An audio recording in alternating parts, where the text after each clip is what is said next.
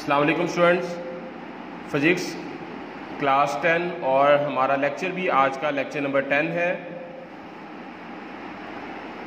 Student, हमारे आज के लेक्चर में हमने पढ़ना है कि रिपल टैंक क्या होता है। अभी इसकी मैं आपको फिगर जो है बुक से दिखाता हूँ। बेसिकली रिपल टैंक का काम क्या है? A device that is used to produce water waves and study their characteristics. ऐसी डिवाइस जिसका काम वाटर वेव्स को प्रोड्यूस करने के बाद उसकी कैरेक्टरिस्टिक्स को स्टडी करना रिपल टैंक कहलाता है। ठीक है, ये एक डिवाइस है जिसकी मदद से वाटर वेव्स पैदा की जाती हैं और उसके साथ साथ उनकी खसूसियात को भी स्टडी किया जाता है। जी स्टूडेंट, आपके सामने ये रिपल टैंक है। इस रिपल टैंक में आपको एक ग्लास का ट्रे नज़र आ रही है। ग्लास ट्रे को हमने टेबल से थोड़ा सा ऊपर करके रखा हुआ है बाय यूजिंग द स्टैंड।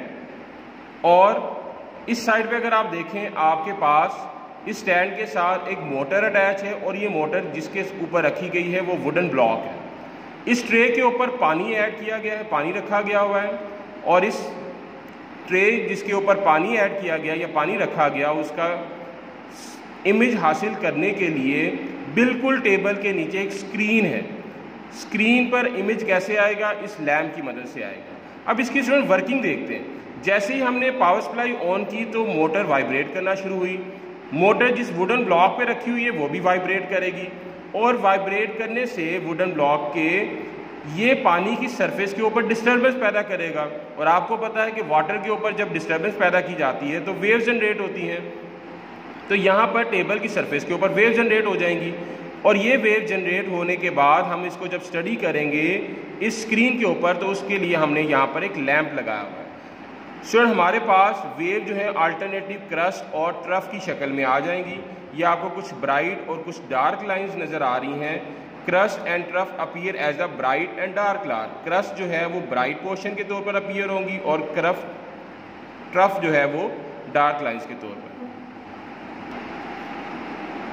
ये तो था स्टूडेंट सारा का सारा वो स्ट्रक्चर कि ये रेक्टेंगुलर ट्रे पर मुश्तमिल होता है जिसका ग्लास बॉटम होता है और इसको टेबल की सरफेस से 1/2 मीटर ऊपर रखा जाता है। एक इलेक्ट्रिक मोटर फिक्स होती है और वुडन प्लेट के ऊपर पड़ी है। इसका लोअर सरफेस वुडन प्लेट का पानी की सरफेस के साथ टच हो रहा है। ये सारा मैंने अभी बताया। जैसे ही वाइब्रेटर ऑन किया जाता है तो वेव्स प्रोड्यूस होती हैं। बल्ब को हैंग किया जाता है ताकि हम स्क्रीन पर इसका इमेज देख सकें वेव्स का।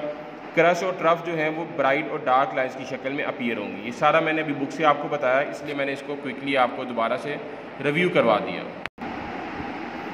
Reflection of waves. Student, reflection क्या होता है? वेव्स का एक मीडियम से वेव जब एक मीडियम से दूसरे मीडियम की सरफेस पे फॉल करती है, फॉल करने के बाद दोबारा वापस लौट आती है, तो इस प्रोसेस को हम कहते हैं reflection. When wave moving in one medium fall on the surface of another medium they bounce back into the first medium, तो वो दोबारा अपने दूसरे मीडियम में वापस आ जाती है। अगर हम स्टूडेंट जिस पॉइंट पे ये टकरा रही है वहाँ पर एक परपेंडिकुलर ड्रॉ करें तो जो एंगल वो टकराते हुए बनाएगी और जो एंगल वो रिफ्लेक्ट होने के बाद बनाएगी, जिस एंगल से वो स्ट्राइक करेगी that is called the angle of incidence, और जिस एंगल से वो वापस लौटेगी बाउंस बैक होगी that angle is called the angle of reflection. तो रिफ्लेक्शन ऑफ वेव्स में जब वेव्स एक मीडियम से दूसरे मीडियम में टकराकर बाउंस बैक होकर वापस आती है तो एंगल ऑफ इंसिडेंस जो है वो किसके बराबर होता है? एंगल ऑफ रिफ्लेक्शन के। ये हमने वेव की एक प्रॉपर्टी स्टडी किया जिसका नाम था रिफ्लेक्शन ऑफ वेव्स। अब हम बात करते हैं रिफ्रैक्शन की। रिफ्रैक्शन क्या होता है स्टूडेंट? जब वेव एक मीडियम से दूसरे मीडियम में आती है तो अपने असल रास्ते को चेंज कर लेती है, उसका डायरेक्शन ऑफ ट्रेवल तब्दील हो जाता है, वो अपने पाथ को तब्दील कर लेती है। वेव्स का एक मीडियम से दूसरे मीडियम में जाते हुए अपने पाथ को तब्दील करना रिफ्रैक्शन कहलाता है। जैसा कि आप देख रहे हो कि अगर हम कंसिडर कर लेते हैं कि ये एक बाउंड्री है जो दूसरे मीडियम की है, वेव जैसे ही दूसरे मीडियम में एंटर हुई तो उसने अपने पाथ को तब्दील कर लिया। सो नेक्स्ट हमने जो पढ़ना है वो है डिफ्रैक्शन। डिफ्रैक्शन क्या है? The bending and spreading of waves around the corner of obstacles और स्लिट्स। स्लिट्स क्या होते हैं और ऑब्स्टेकल्स क्या होते हैं? ऑब्स्टेकल्स कहते हैं वेव्स के रास्ते में आने वाली रुकावट को। अगर वेव के रास्ते में कोई रुकावट रख दी जाती है तो वेव उस रुकावट से गुजरने के बाद या तो हर डायरेक्शन में स्प्रेड हो जाती है या फिर वो क्या हो जाती है, बेंड हो जाती है। वेव का रुकावट में से गुजरने के बाद स्प्रेड हो जाना या बेंड हो जाना, ये डिफ्रैक्शन ऑफ वेव्स कहलाता है। सर जो पोर्शन आप लोगों ने करना है, ये रिपल टैंक, ये उसका स्ट्रक्चर और किस तरह से वेव जनरेट की जाती हैं। उसके बाद रिफ्लेक्शन ऑफ वेव्स की डेफिनेशन। नेक्स्ट पेज पे आएंगे तो हमारे पास रिफ्रैक्शन ऑफ वेव्स की डेफिनेशन है और उसके बाद डिफ्रैक्शन ऑफ वेव्स की डेफिनेशन।